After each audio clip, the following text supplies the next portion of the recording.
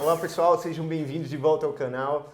Hoje eu tenho uma convidada muito especial, a doutora Andressa, nutricionista, que vai nos ajudar a tirar algumas dúvidas em relação à alimentação. Como é que a gente conduz isso num paciente oncológico? Como é que a gente conduz isso para um paciente que vai ser submetido a algum tratamento cirúrgico? E a Andressa vai tirar essas dúvidas aqui para vocês. Segue aí. Andressa, prazer e uma honra tê-la aqui para conversar um pouquinho com a gente. A Andressa é uma convidada muito especial. Ela é formada em nutrição, tem especialização em oncologia pelo AC Camargo, né, Andressa? Também. Tem formação e certificação pela Sociedade Brasileira de Nutrição. Oncológica. Desenvolve também as partes de dietas enterais, nutrição parenteral, tem uma larga experiência em oncologia e vai ajudar a gente a tirar uma série de dúvidas que são muito comuns dos pacientes e a gente pode bater esse papo aqui para poder esclarecer e tornar a coisa talvez um pouco mais simples para quem está entrando nessa área ou principalmente para os pacientes que estão lidando com essa situação. Andressa, da onde veio a paixão por nutrição? Como é que começou isso? Nossa! Olá, Mário. Primeiramente, obrigada. É um prazer estar aqui falando contigo, para o seu público, sobre um assunto tão mágico que é a nutrição e especialmente a nutrição oncológica, né? Na verdade, quando eu entrei na nutrição, eu queria montar um spa. Então, não tem nada a ver com oncologia, né? E eu fui para oncologia para poder eliminar logo a parte clínica, mas me apaixonei, né? A nutrição oncológica, ela é encantadora. A gente consegue ver na prática, no dia a dia, o quanto as intervenções nutricionais beneficiam o paciente oncológico, seja ele em tratamento clínico ou no tratamento cirúrgico. Então, é uma área que eu entrei há quase 2 décadas, né? 20 anos. E não consigo sair, não acho que nunca mais vou sair dessa área. Sou apaixonada, literalmente. Maravilha. Deixa eu te perguntar, uma das coisas mais comuns que acontecem quando o paciente chega e a gente faz a anamnese, está fazendo a investigação, é o paciente ou a família referir que ele perdeu muito peso, perdeu 20 quilos, ou às vezes perde muito mais que isso. E vem aqueles velhos questionamentos, ele não está conseguindo comer, ele não consegue comer porque não tem vontade, não tem apetite. E começa aquela confusão da família, ele tem que comer e ele não consegue comer. Como é essa primeira abordagem nesse primeiro momento? Veja, primeiro a gente tem que entender, né, o porquê dessa perda de peso. A gente sabe que um paciente que tem uma perda de peso importante, ele acaba tendo uma resposta mais comprometida do tratamento, seja um pré-operatório, então para uma cirurgia ou um tratamento clínico, né? Então a gente primeiro precisa entender o que está levando essa perda de peso, se é por catabolismo da própria doença, que aumenta o metabolismo desse paciente e faz com que ele acabe realmente com esse metabolismo acelerado, reduzindo esse peso, ou seja, como se o paciente estivesse correndo uma maratona, ficando o dia todo na cama, né? Ou se é por realmente inapetência, que é a redução do apetite, e a gente vai na causa, por que está levando, e a gente acaba ampliando as opções. Então, normalmente a conduta ela é individualizada, onde é montado um plano alimentar para aquele paciente. Eu sempre procuro buscar assim, quais são as preferências do paciente, procuro não fazer restrições desnecessárias. Então é muito comum, às vezes chega um paciente que está inapetente porque a própria família restringiu tudo que ele gosta. Então, a gente tirou carne, a gente tirou pão, a gente tirou arroz, a gente tirou feijão. E aí tá comendo o quê? Eu tô comendo só salada com uma proteína, né? Ou então virou vegano de um dia para o outro.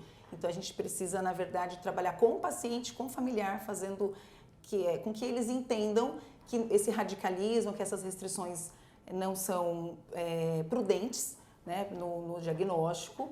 E aí a gente faz, né, normalmente eu faço essa intervenção individualizada com um plano alimentar, entro com suplementos, terapia nutricional oral, né, que é a primeira via, né? Então a gente tem várias alternativas de suplementos hipercalóricos, hiperproteicos, módulos, tudo isso para poder fazer com que esse paciente tenha performance para seguir com o tratamento proposto.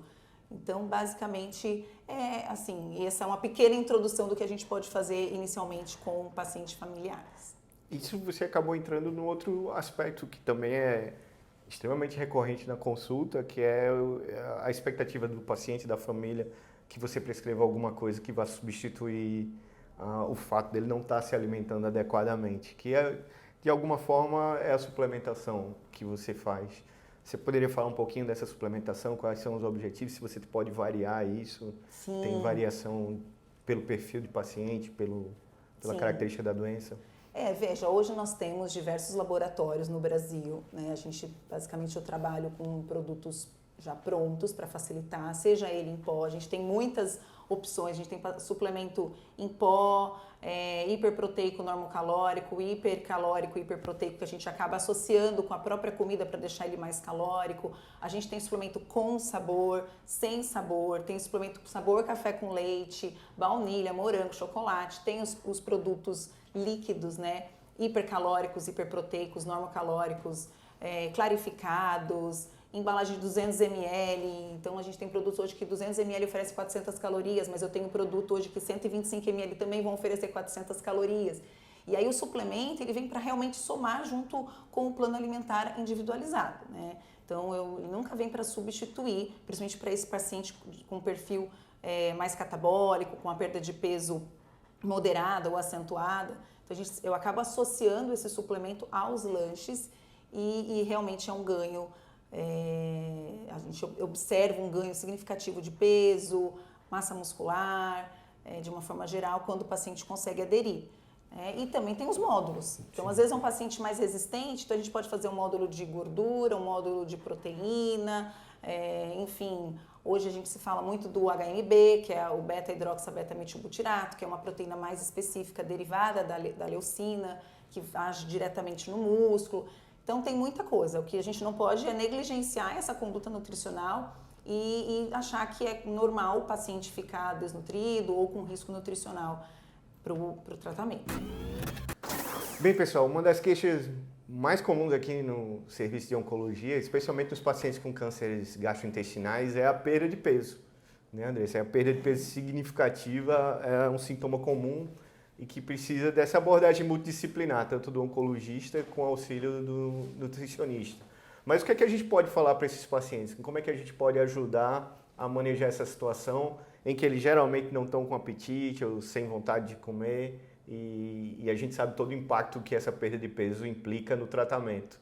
O paciente oncológico, né, uma vez que ele tem um diagnóstico, principalmente do aparelho digestivo, ele precisa procurar um profissional nutricionista, se possível, especializado em oncologia. E aí esse profissional ele vai orientar, né, um plano alimentar, o que ele precisa comer, quais são os alimentos que vão oferecer um maior aporte calórico, um maior aporte proteico. Ele vai individualizar essa conduta com as preferências do paciente, vai iniciar com outros tipos de terapias nutricionais, tipo um suplemento que vai aumentar calorias, que vai aumentar a proteína, vitaminas, minerais, para poder fortalecer esse paciente para o tratamento, né? Esse paciente ele precisa ter performance, ele precisa estar bem para o tratamento. E para o paciente estar bem, o suporte nutricional é tão importante quanto qualquer outra intervenção. Então é importante, é fundamental, né, esse cuidado com a alimentação e vale lembrar, né, nada de radicalismos, cuidado com informações que chegam, às vezes muitas informações, tira isso, coloca aquilo. Então a gente pega muitos pacientes fazendo algumas terapias que não vão beneficiar, pelo contrário, acaba potencializando essa perda de peso. Aproveitando essa questão do radicalismo, está muito em moda um livro que fala sobre o açúcar. Não especificamente do açúcar, obviamente você pode falar dos doces, mas em geral, o que é que eu preciso dizer? Isso aqui é ruim para comer, independentemente pelo fato de ser um paciente oncológico. Depende, se é um paciente que está acima do peso, por exemplo, a gente vai ter que ter um controle mais severo. Se é um paciente que vem com uma perda de peso, a gente pode até deixar com algumas opções de açúcar, mas um açúcar mais saudável. Então, tipo, um açúcar demerara, um açúcar orgânico, ou alguma coisa que venha trazer um sabor mais adocicado, como o mel. Mas não necessariamente excluir, sabe, Mário? O problema é que existe um excesso. Não só da adição do açúcar nas preparações, assim, num café, vou colocar açúcar, mas vários alimentos, principalmente os ultraprocessados, que têm na sua composição uma alta concentração de açúcar. E aí esse é o problema, né? Esse é o grande vilão e a gente já tem, inclusive, vários estudos trazendo um malefício e a associação do consumo exagerado dos alimentos ultraprocessados, que não é só o açúcar, com vários tipos de câncer. Então, aí a gente precisa realmente pedir para o paciente evitar. Mas especificamente em relação ao livro, tem uma questão de que parece que o açúcar o câncer está comendo açúcar e está crescendo porque está comendo açúcar, né? Eu acho que é um pouquinho exagerado. É um pouco, quando a gente vai estudar, né, o metabolismo do câncer, ele vai muito além do carboidrato e da glicose. Então, tumores mais avançados, eles têm preferência por glicose. Mas aonde a gente encontra a glicose? É só no açúcar? Não, é no açúcar, é no mel, é no pão, é no arroz, no inhame, no cará, na macaxeira, nas frutas, porque tem a frutose. Então, diversos alimentos têm uma porção, né, uma quantidade de carboidrato, que é um macronutriente, que é um grande nutriente, que quando a gente consome esse alimento, ele vai ser quebrado, degradado e vai se transformar em glicose. Então, Andressa, eu vou excluir esse alimento. Pensando no câncer, né, se você excluir o carboidrato, ele é muito sabido, ele é oportunista. Então, ele vai para algum outro macronutriente. Então, ele vai, por exemplo, para a proteína e ele vai fazer proteólise. O que é proteólise? A quebra da proteína, a quebra do músculo. Então eu vou tirar a proteína, eu vou tirar o carboidrato que se transforma em glicose e vou ficar só com lipídio, só com gordura. Ele vai para gordura. Entendi. E se você excluir todos os macronutrientes e falar, vou fazer fotossíntese e jejum prolongado, ele acaba se alimentando do hospedeiro. E o hospedeiro nada mais é do que o próprio paciente. E aí isso vai acentuar a perda de peso, vai levar esse paciente para uma desnutrição, para uma perda de qualidade de vida, uma perda de performance para qualquer tratamento. Então, por isso que tem que ter um equilíbrio, né? Esse plano alimentar ele tem que ser individualizado, bem organizado, para não ficar nem com excesso de açúcar ou alimentos fonte de carboidrato e nenhum outro macronutriente. Tem que existir esse equilíbrio e, enfim, deixar esse paciente feliz sem restrições desnecessárias mesmo. Andressa, obrigado, foi super esclarecedor. Pessoal, esse assunto é muito importante, eu sei que vai gerar dúvidas, deixem as dúvidas aí nos comentários. E lembrando a parte fundamental, né? O paciente oncológico ele precisa da abordagem multiprofissional e a nutricionista é fundamental. Então não é uma abordagem que a gente vai ter isoladamente com o médico, mas toda uma equipe que vai proporcionar o melhor tratamento para ter o melhor resultado possível. Até o próximo vídeo.